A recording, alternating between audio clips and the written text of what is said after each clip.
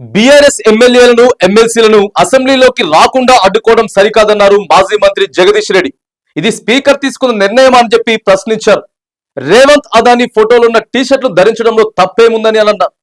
దీన్ని అన్ని విధాలుగా ఎదుర్కొనేందుకు సిద్ధంగా ఉన్నామని తెలియజేశారు మాజీ మంత్రి జగదీష్ రెడ్డి. రాహుల్ గాంధీ, ప్రియాంక గాంధీతో సహా వారందరూ కూడా ధరించిపోయారు. నిన్న ఇవాళ ఈ రకంగా మాస్కులు పెట్టుకొని పోయారు. మేము ఒకటే అడుగుతున్నాం స్పీకర్ గారిని, ఇది స్పీకర్ గారి నిర్ణయమేనా, స్పీకరు కౌన్సిల్ చైర్మన్ల నిర్ణయమేనా? జరిగితే మీరు ఎట్లా నిషేధిస్తారు? అక్కడ రాహుల్ గాంధీ చెప్తున్న రాజ్యాంగ విలువలేంది, పార్లమెంటరీ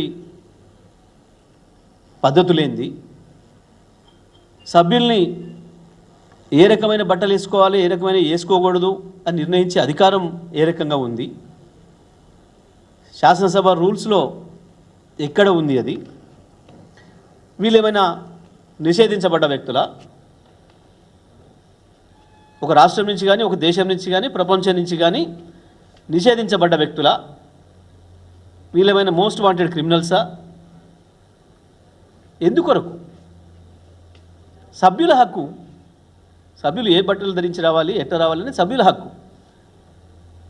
నిజమే, మేము ఆ టీషర్ట్స్ వేసుకొని పోయినాం,